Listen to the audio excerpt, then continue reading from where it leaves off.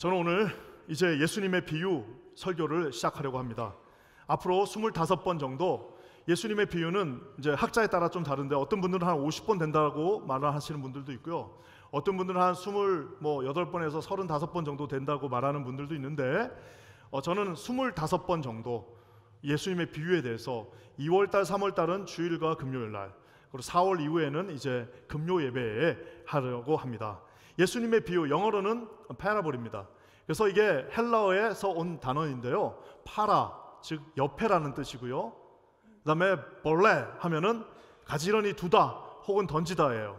그러니까 이 말을 합성하면 무슨 말이냐면 옆에다가 가지런히 두다예요, 혹은 옆에다가 던지다예요. 예수님께서는 우리 모든 청중을 위하여 하나님의 말씀을 증거하실 때 선포하셨습니다. 천국은 가난한 자에게 주어질 것이다. 심령이 가난한 자는 천국이 저희 것이다 라고 이렇게 선포하는 메시지도 있는 반면에 예수님 메시지의 약 3분의 1 혹은 적게 작아도 4분의 1 정도는 이 비유, 이야기, 하나님께서 주신 그 이야기로 우리 모든 청중들에게 다가와 주신 것을 봅니다. 그 예수님의 그 온화한 마음이 잘 이해하지 못할까봐 이 비유의 말씀을 잘 지어가지고 전해줬을 때 그 비유의 말을 듣고 많은 사람들이 야, 정말 예수님은 서기관과 바리새인과 다르다, 어떻게 저렇게 재밌는 얘기를 하실까라고 하시기도 하셨지만 또 많은 청중들은 예수님이 하는 말이 뭔지를 잘 모르기도 했습니다. 그래서 이 비유는요, 성경 말씀에서 굉장히 중요한데요, 비유의 해석을 잘못하는 두 가지 경우가 있습니다. 하나는 너무 무겁게 해요. 이 비유를 너무 무겁게 해석하니까 모든 단어 하나하나에다 다 의미를 두고요, 디테일을 계속 잡으려고 하고요, 그리고 이것을 영적인 해석, 즉 영해라고 해서 우리 예전에 많은 부흥사 목사님들이나 이런 분들이 늘 이렇게 말합니다. 이런 말을 한 번도 못 들어봤죠? 하면서 그거 다 잘못된 겁니다. 2000년 기독교 역사에 이 기독교의 신학은 굉장히 무겁습니다. 그래서 어떤 것 하나 놓친 게 없습니다. 하나님의 진리의 말씀은 3살짜리가 구원받는데 아무런 지장이 없습니다.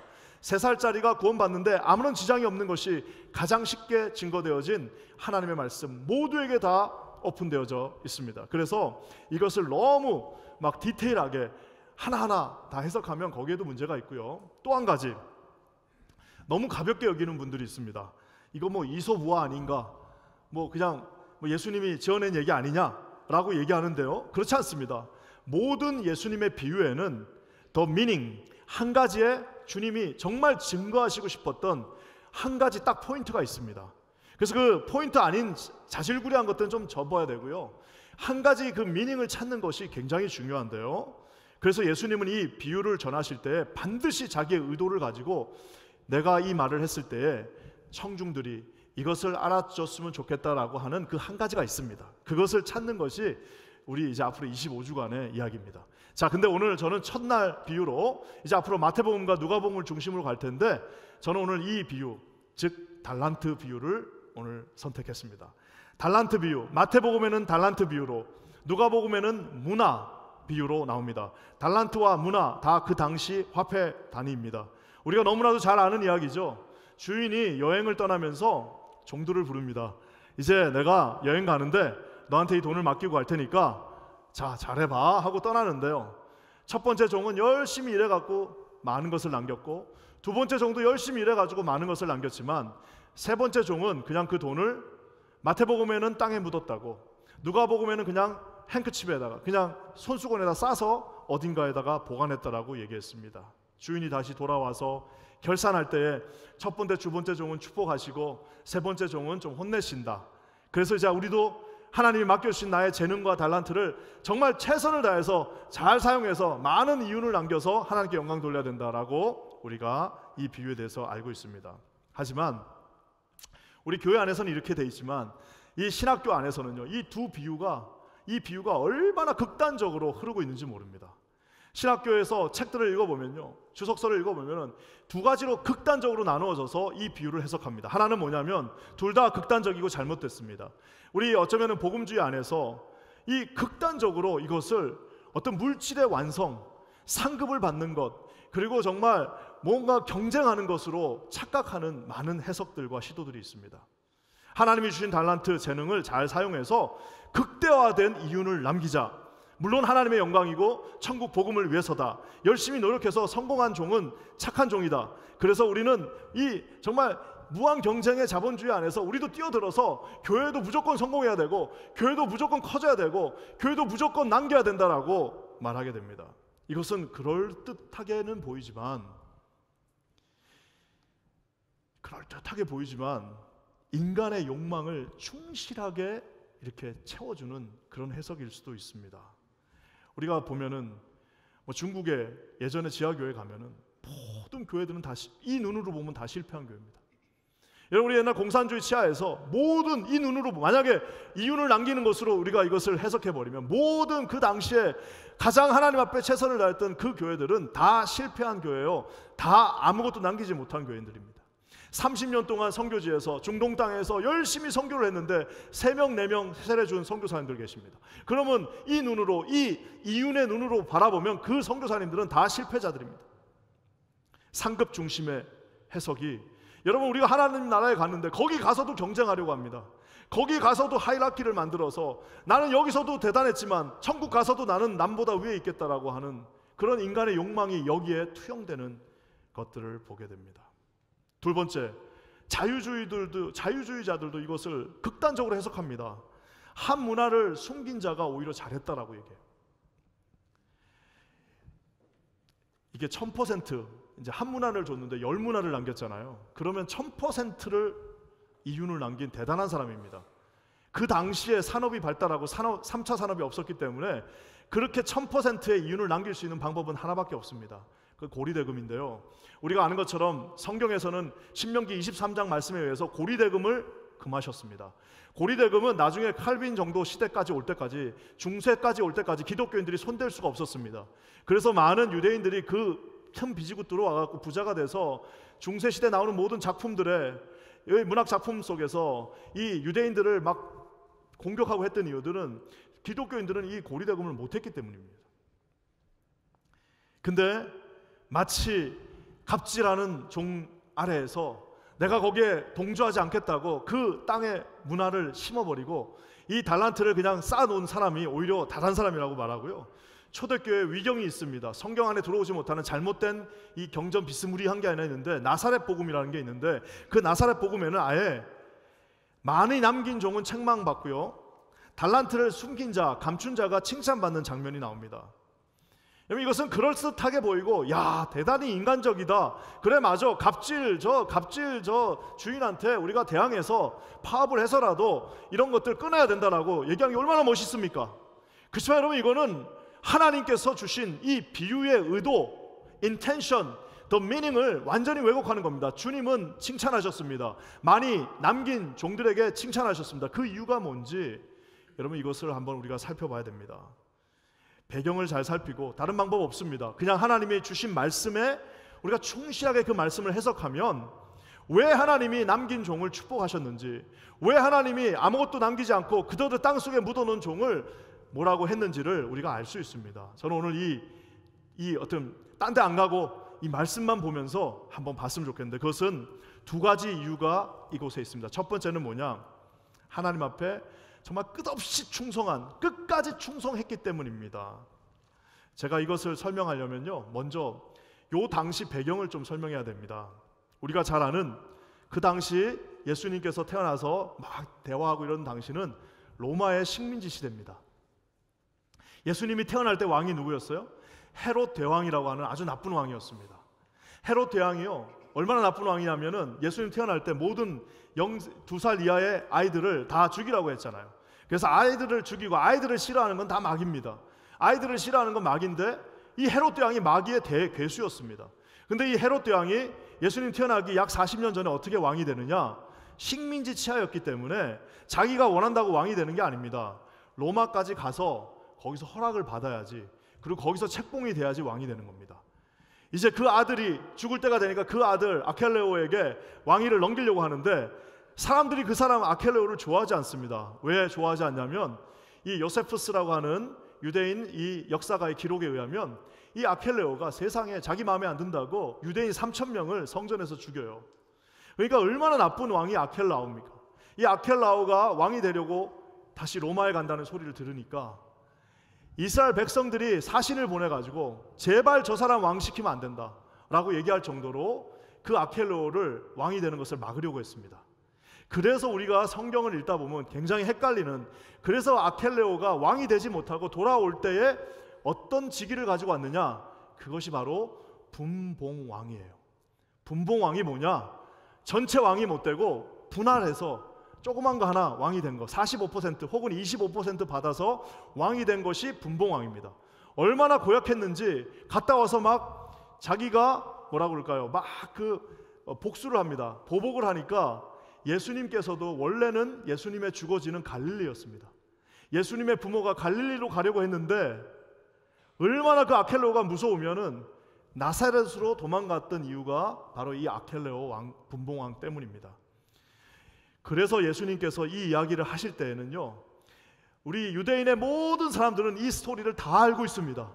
와, 아켈레오 그 왕, 로마까지 가서 왕이 되려고 했던 그 나쁜 사람, 이 머릿속에 완전히 각인이 되어져 있는데요, 오늘 주님이 갑자기 이 이야기를 빗대어서 꺼내신 겁니다.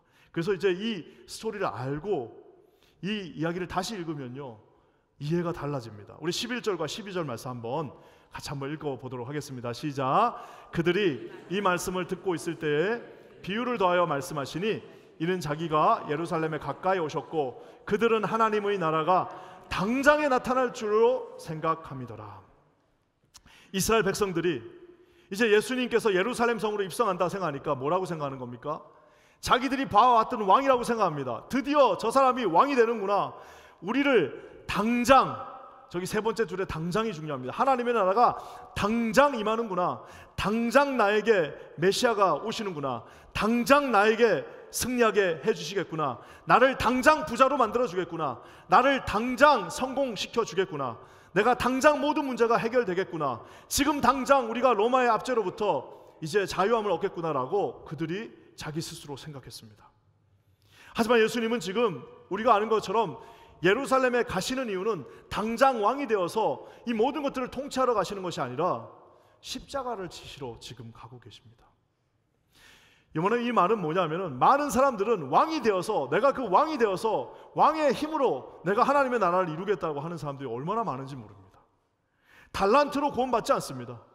사랑하는 성도 여러분, 죄송하지만 달란트는 다 주님의 것입니다.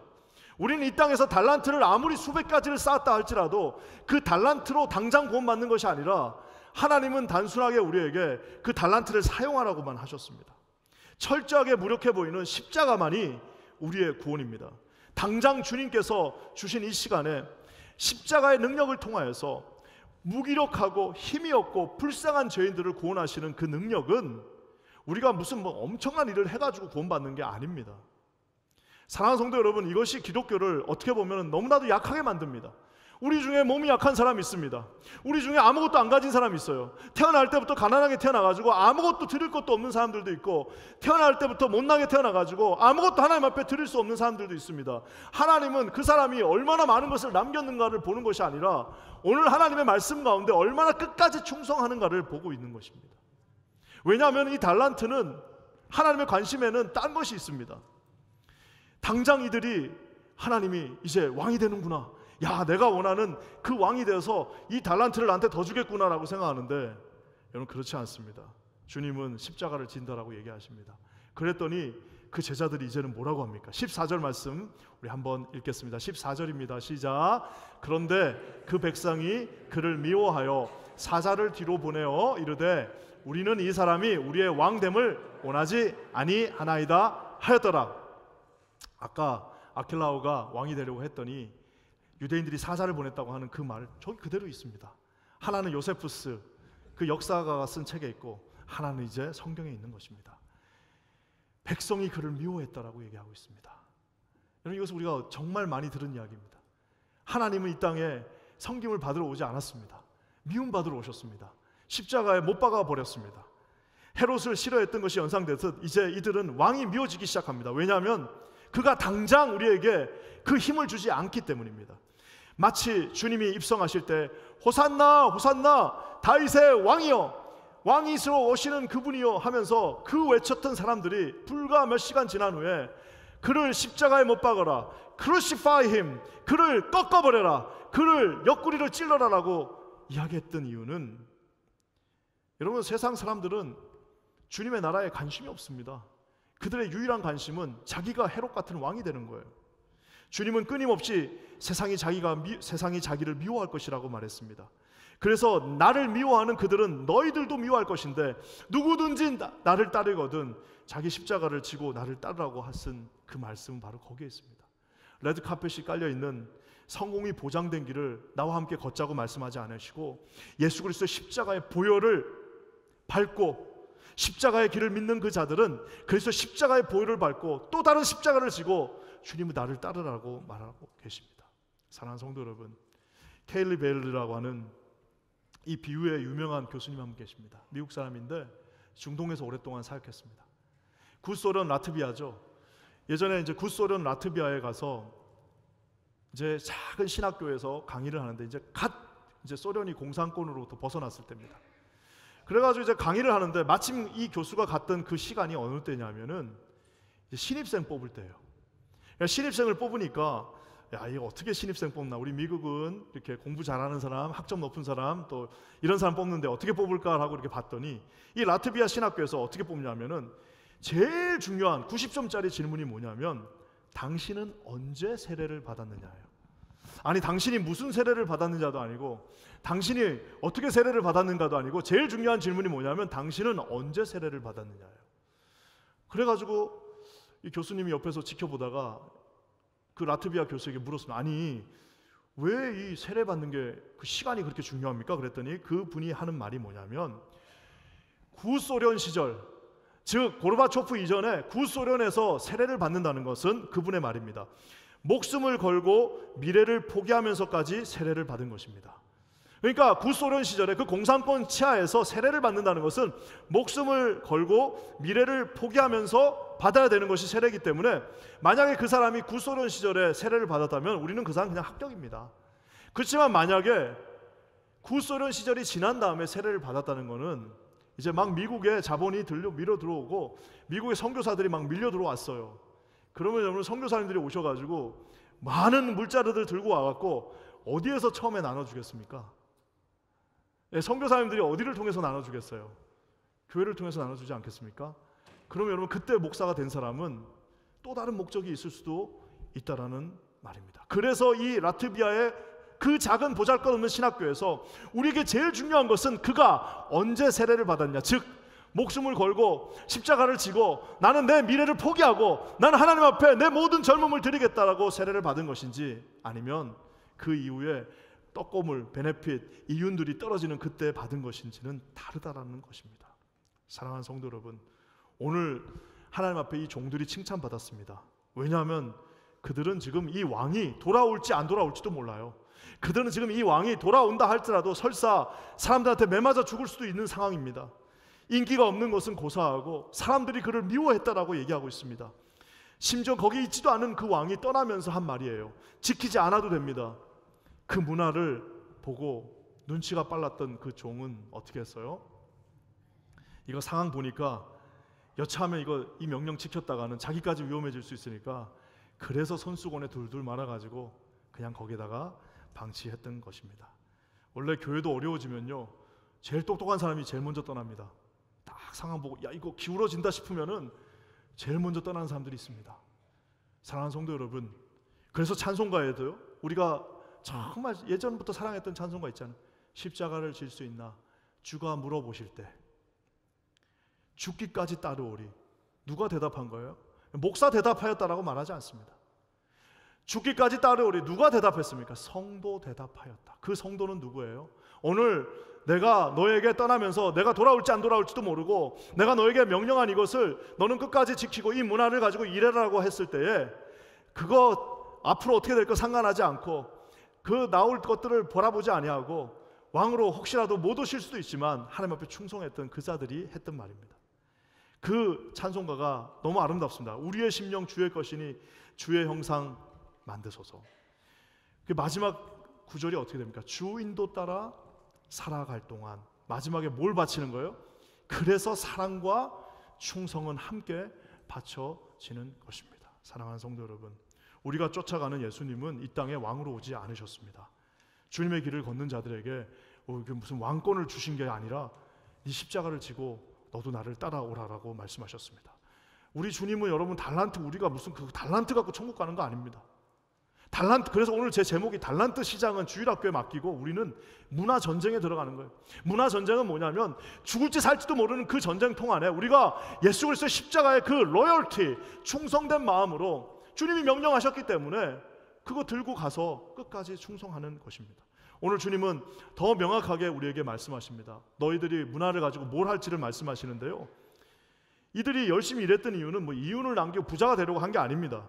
단순합니다. 간단합니다. 13절에 답이 있습니다. 한번 13절 말씀 같이 읽어보겠습니다. 시작. 그 종 열을 불러 은하 10문화를 주며 이르되 내가 돌아올 때까지 뭐라고요? 장사하라. Engage in business until come. 내가 다시 돌아올 때까지 engage in business. 너는 장사하라라고 말하고 있습니다. 장사를 하려면 돈을 좀 많이 주든가. 왜냐하면 이 한 문화는요, 한 4달치 봉급 정도 됩니다. 물론 작은 돈은 아니지만 그렇다고 해서 4달치 봉급 갖고 비즈니스를 시작하는 것은 쉬운 일이 아닙니다. 무슨 사업하기에는 적당하지 않은 금액이지만 주님이 명령하셨습니다. 내가 돌아올 때까지 너는 장사하라라고 말하고 있습니다. 그 주인은 나중에 왕이 될 확률이 없을 수도 있습니다. 혹시 왕이 못 되면 내가 해코지를 당할 수도 있지만 주님은 단순하게 명령하셨습니다. 내가 돌아올 때까지 장사하라. 이들이 칭찬받은 이유는 주님이 돌아오실 때까지 장사했기 때문입니다. 여러분, 이것은요, 우리가 주님이 돌아오신 다음에 어떻게 주님이 결산하시는지를 보면 알 수 있습니다. 15절 말씀인데 우리 한번 같이 읽어보겠습니다. 15절이에요. 시작. 귀인이 왕위를 받아가지고 돌아와서 은하를 준 종들이 각각 어떻게 장사하였는지를 알고자 하여 그들을 부르니. 저기 보면 어떻게 장사하였는지를 알고자 했다라고 얘기하고 있습니다. 저 말에 만약에 주인이 그 모든 관심이 얼마나 많이를 남겼는지를 알고 싶으면 너 얼마나 남겼니? 라고 물어보면 되는데 주인은 지금 이렇게 물어봅니다. 어떻게 장사했냐? 저 말을 원어적으로 더 해석을 하고 더 원어적으로 우리가 해석을 하면 이렇게 말할 수 있습니다. 너는 얼마나 자주 장사했냐? 너는 얼마나 많은 거래를 했냐? 너는 얼마나 많은 장사를 지금까지 했냐라고 더 정확하게 우리가 해석할 수 있습니다. 사랑하는 성도 여러분, 주님은 많이 남긴 게 중요한 게 아니라 얼마나 충실하게 자주 끝까지 그 장사를 했는지가 중요합니다. 어떤 사람은 하나님이 많은 탤런트를 주셨어요. 많은 그 재능을 주셨습니다. 엄청나게 큰 재능을 주셨습니다. 한 번, 두 번 딱 하고 나서 밭진이네, 나 이렇게 잘해. 그러고 이제 안 해요. 나 이제 은퇴했어. 나 이제 할 만큼 했어. 난 이제 안 해도 돼. 여러분, 그거 지금 말하고 있는 겁니다. 주님은 얼마나 큰 재능으로 얼마나 많은 것을 남겼는 것이 중요하지 않습니다. 아무 힘이 없어도 봉투 하나밖에 접을 수 없더라도 우리가 한 달에 한 번 1시간 나가서 봉사하자고 하는 말도 다 거기에 있는 겁니다. 하나님은 우리가 얼마나 많은 대단한 일을 하는 것이 중요한 것이 아니라 어떻게 장사했는지, 내가 올 때까지 어떻게 장사했는지. 그래서 우리는 은퇴가 없습니다. 사랑하는 성도 여러분, 우리 시니어 사람들도 자세히 들으셔야 됩니다. 여러분, 우리에게 은퇴가 없어요. 나와갖고 여러분 여기 진짜 뭐라고 할까, 빨간 카페트 하나라도 여러분 닦으셔야 됩니다. 90대에서 100살 돼서 천국 가는 그날까지 우리에게는 은퇴가 없어요. 왜? 어떻게 장사를 했는지 내가 올 때까지 우리 주님은 명령하고 계신다는 사실입니다. 사랑하는 성도 여러분, 하나님은 우리에게 맡긴 장사들이 있습니다. 어떤 분들은 막 선교 열심히 하시는 분들이 있고요. 어떤 분은 아이들 가르치는 분들이 있고, 어떤 분은 찬양하는 분들이 있고, 하나님이 다 다르게 맡겼습니다. 중요한 것은 얼마나 막 휘황찬란하게 해가지고 얼마나 큰 걸 남기는 게 중요한 게 아니라 얼마나 신실하게, 얼마나 그 단순한 명령, 나 올 때까지 장사해. 네 주님, 당신이 왕으로 올지 안 올지도 모르겠고 사람들이 당신 미워한다고 그러고 내가 보니까 이거 고난의 길인 것 같지만 당신이 나에게 나 올 때까지 장사하라고 했기 때문에 나는 그 말씀에 순종하여 당신 오시는 그날까지, 혹은 내가 천국 가는 그날까지 끝까지 장사하겠습니다라고 담대하게 선포하시는 저와 여러분 되시기를 주의 이름으로 간절히 부탁드립니다. 오늘 11시에 우리 같은 시간에 영어권 예배 시작했습니다.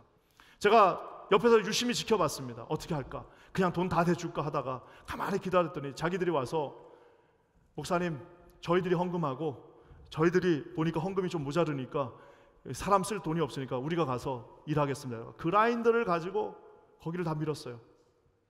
제가 이걸 지켜보면서 내 칼럼에도 썼지만 내 감동적인 게 하나 있었습니다. 그것은 뭐냐면 시대가 달라져도 똑같은 게 하나 있습니다. 그것은 뭐냐면 충성된 자들. 우리 40년 전에 이 건물을 지을 때 우리 믿음의 선배들이 정말 배고픈지도 모르고 신이 나가지고 자기 돈 내고 와가지고 자기가 벽돌 나르고 자기가 밤에 야간 경비 쓰면서 이 건물을 지을 때 기쁨과 희열이 그 가운데 있었던 것처럼 우리 사랑하는 20대 우리 젊은 영어권 우리 성도들의 마음속에도 똑같은 그 마음이 40년 만에 다시 재현되고 있다는 사실입니다. 사랑하는 성도 여러분, 이것은 무엇이냐면은 너는 내가 올 때까지 장사해라. 이것은 모두에게 다르게 다 주어졌지만 사랑하는 성도 여러분, 저는 하나님 앞에 충성된 정도는 알고 있으리라 믿습니다. 자신들이 받은 이 집은 자기 거 아닙니다. 달란트 이거 내 거 아니에요. 여러분 천국 가면 아무것도 없습니다. 그래서 우리가 어떤 분들이 이 달란트 자기가 받은 거에 막 집착하는 분들이 있습니다. 다 들고 갈 것처럼. 죄송하지만 여러분 지금 입고 있는 것부터 시작해서요, 걸치고 있는 것들 다 놓고 가야 됩니다. 아무것도 가져갈 수 있는 거 아무것도 없어요. 주님이 나중에 그것을 치환해 준다라고 말하고 있습니다. 너 10개나 남겼구나. 10고울로 주겠다. 그 말은 또 다른 뜻이 있습니다. 그건 나중에 알아볼 텐데요. 10고울로 주겠다라고 말씀하고 있습니다. 그래서 독일의 신학자인 헬무트 틸리케는 뭐라고 말했냐면 성도들의 가장 큰 기쁨은 성도들은요 자기 것을 빼앗기는 사람이라고 그랬어요. 내가 열심히 하나님을 위해서 만들어도 그거 하나님이 가져가시는 겁니다. 내가 열심히 하나님 앞에 봉사한 것들 내가 영광 받는 것이 아니라 천국에서 우리는 영광을 받는 것입니다. 다 치환해서요. 어리석은 자들이 지금 이 자리에서 다 나에게 달라라고 얘기하는, 여러분 이스라엘 백성들이 그래서 주님을 놓아주질 못합니다. 호산나 왕이여 당신은 왕이 되어야 된다고 얘기하지만 주님이 가시는 길은 십자가를 지시는 길입니다. 사랑하는 성도 여러분, 오늘 이 이야기는 우리를 어쩌면 우울하게 만들 수도 있습니다. 나 지금까지 많이 남겨놨는데 나 지금까지 되게 많이 남긴 것 같아요. 예, 잘하셨어요. 주님이 다 바꿔놓으셨습니다.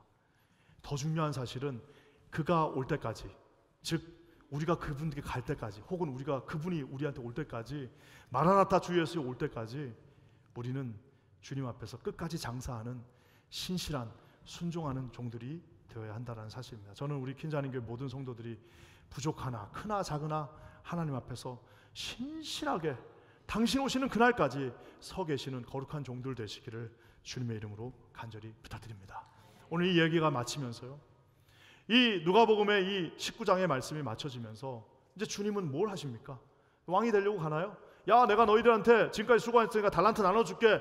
달란트 시장은 주일학교에 맡기는 겁니다. 아닙니다. 이제 주님은 이 모든 비유를 마치시고 28절 말씀에 이렇게 말씀하시네요. 우리 28절 한번 다 같이 읽겠습니다. 시작. 예수께서 이 말씀을 하시고 예루살렘을 향하여 앞서서 가시더라. 예루살렘을 향해서 앞서서 가시더라. 그것도 모르고 호산나 당신은 왕이요 왕이요 했는데 앞서서 가신 이유는 앞서서 십자가를 지셨습니다. 그래서 주님이 우리에게 나를 따라오려거든 네 십자가를 지고 뒤에서 나를 따라오라라고 말씀하시는 것입니다. 사랑하는 성도 여러분, 저는 우리 킨자님교회 모든 성도들에게 오늘 성령께서 여러분에게 말씀해 주셔서 우리의 마음속에 주님이 오시는 그날까지 나 장사해야겠구나, 주님이 맡겨주신 장사해야겠구나, 나 은퇴 없구나, 나 주님 앞에 눈 감는 날까지 손가락이 움직이지 않으면 내 중보기도라도 하면서 내 주님 오시는 그날까지, 천국 가는 그날까지 나는 하나님 앞에 장사하면서 충성된 순종하는 종 되겠습니다라고 다짐하시는 우리 성도님들 되시기를 주님의 이름으로 간절히 축원합니다. 우리 함께 기도하겠습니다. 하나님 참 감사합니다. 아버지 십자가를 지시러 가시면서 마지막으로 비유의 말씀을 통하여 누구든지 나를 따르거든 네 십자가를 지고 나를 따르라고 말씀하신 하나님 앞에 아버지 충성되이 아버지 하나님 앞에 헌신하며 순종하며 끝까지 장사하기 원합니다. 우리에게 그런 믿음을 주시고 주 앞에 서게 하시고 날마다 주님 앞에서 하나님 바라보며 승리하는 복된 인생 되게 하여 주시옵소서. 놀라운 일을 이루실 주를 찬송하며 예수님의 이름으로 간절히 기도합니다. 아멘.